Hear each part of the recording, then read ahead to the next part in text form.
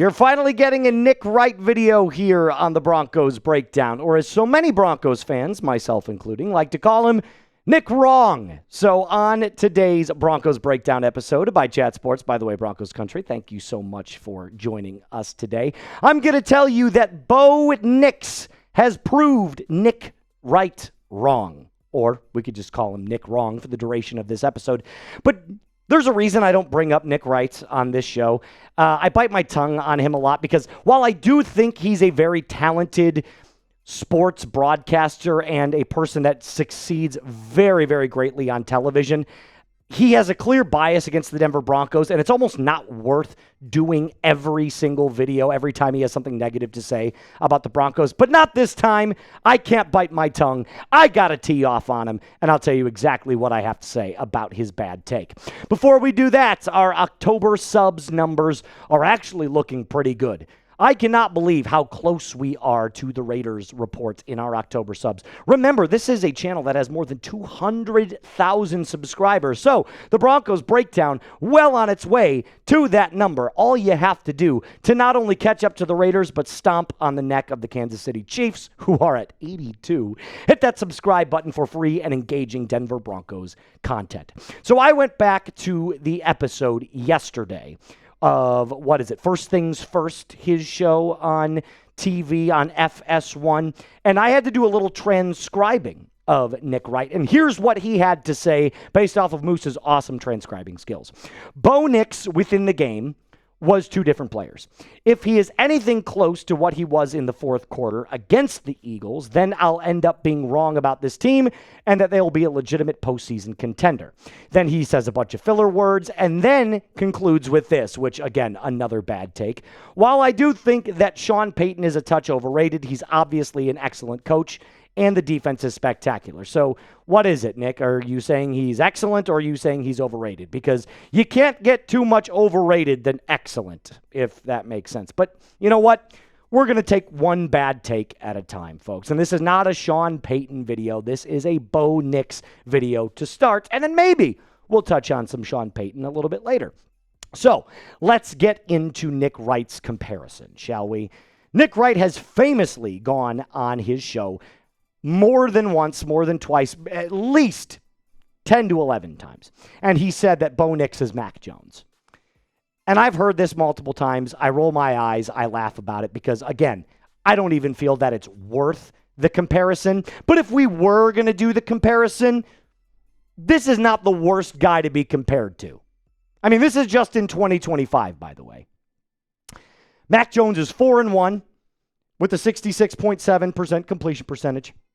He's got 6 touchdowns to 1 interception and a 99 passer rating on the year because Brock Purdy has been injured for the majority of the season. So if this is a player, by the way, that I'm being compared to, that is like not a bad thing at all because Mac Jones is showing that under the Kyle Shanahan system, he could actually have a lot of success. And I think we need to just say time out for a second. Mac Jones isn't nearly as bad as most people think. Sure. Is he athletic? No. Can he roll outside of the pocket without looking like a stone-footed goof? No. But can he stand in the pocket, deliver accurate on-time throws, and lead his team to victory? Yes, he absolutely can. And if we were going to still use the Bo Nix and Mac Jones comparison, Bo Nix clears Mac Jones in so many different areas, not just with the intangibles, but with the tangibles as well. Bo's arm strength is way better. Duh. We've seen Bo Nix chuck that ball and have so much velocity, so much more than powder puff Mac Jones. Bo's mobility, far better. I think that one's self-explanatory. Watch them roll outside of the pocket and you tell me who's more athletic. Bo's attitude is better. Do you remember when Mac Jones was having all those rumors and getting benched for Bailey Zappi back in New England, and he just sat there and pouted, and there were a lot of reports out there that he wasn't being a good teammate? Bo has always been beloved by his locker room, his teammates, and people he's played against. And finally, his aggressiveness to take shots downfield, to not be intimidated by making an interception. Mac Jones played scared his last year in New England, and now just so is being, rolled out as a bridge starting quarterback while Brock Purdy is injured. So if Brock Purdy stays healthy, Mac Jones is a backup, right?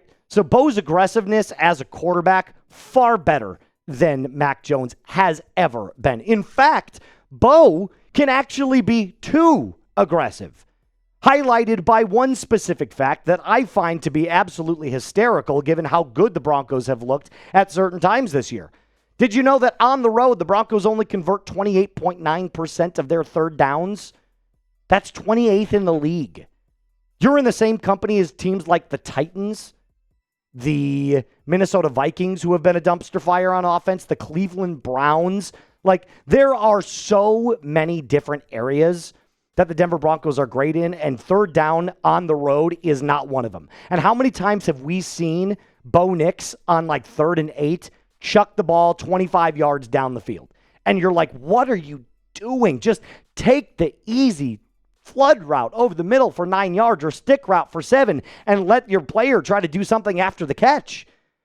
But if we were going to go back and just kind of cycle and come back to a conclusion about Nick wrong, I think it's okay to just admit Nick is a Chiefs fan. He's always been a Chiefs fan. He's a diehard Chiefs fan with bias towards Denver.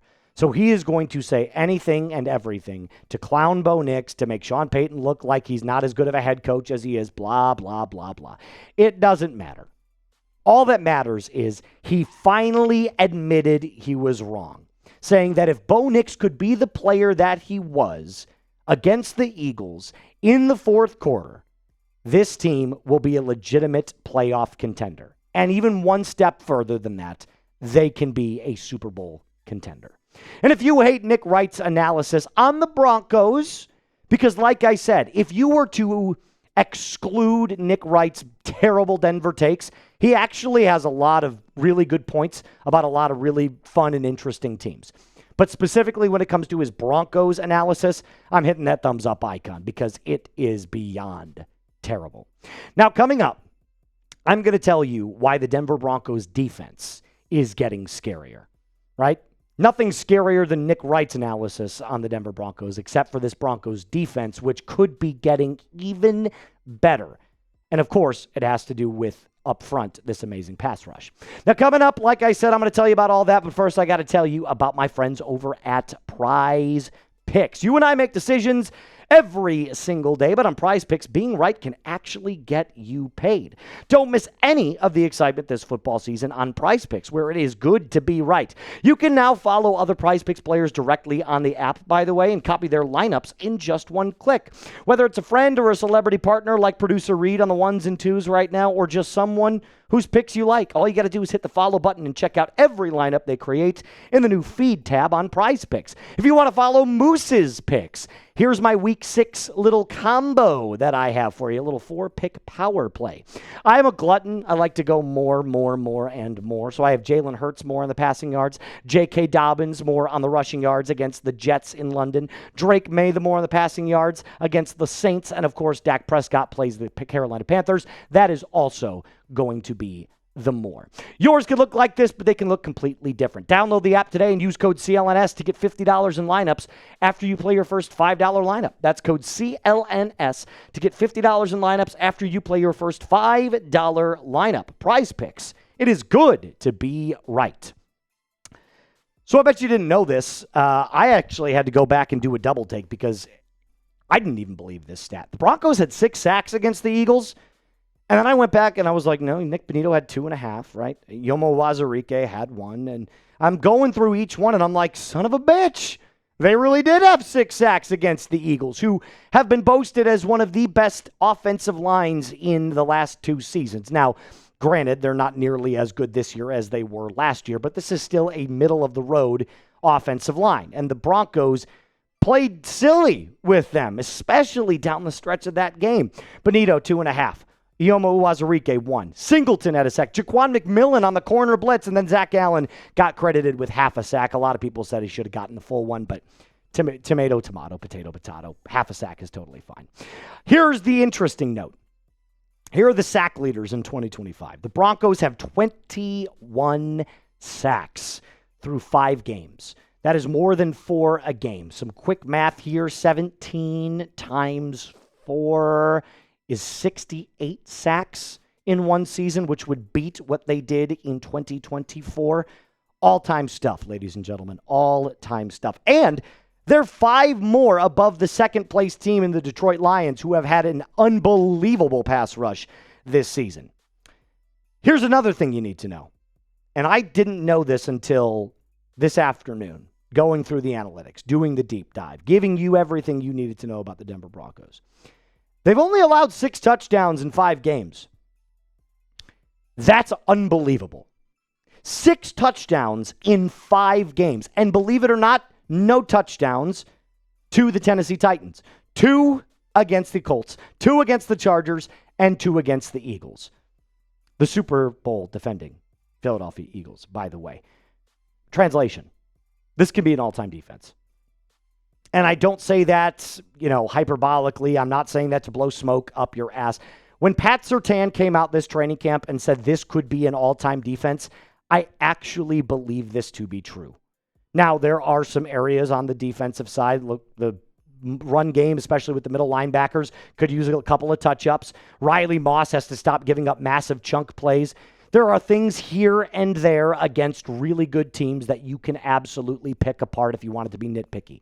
As a whole, though, it's the best defense in the NFL, and it's not entirely close. Shout out to my guy Vance Joseph for having this team locked up as often as it is. Before we get on out of here today, a reminder that we have our October subs. If you want to step on the neck of the Chiefs, not only on the field, but on YouTube, and catch up to the Raiders Report, who dominate the chat sports game, do me a favor, hit that subscribe button and help us get to our next milestone of 43,000 subscribers. That's going to do it for us on today's episode. A reminder to like the video, and as always, Broncos country, mile high salute. Be cool.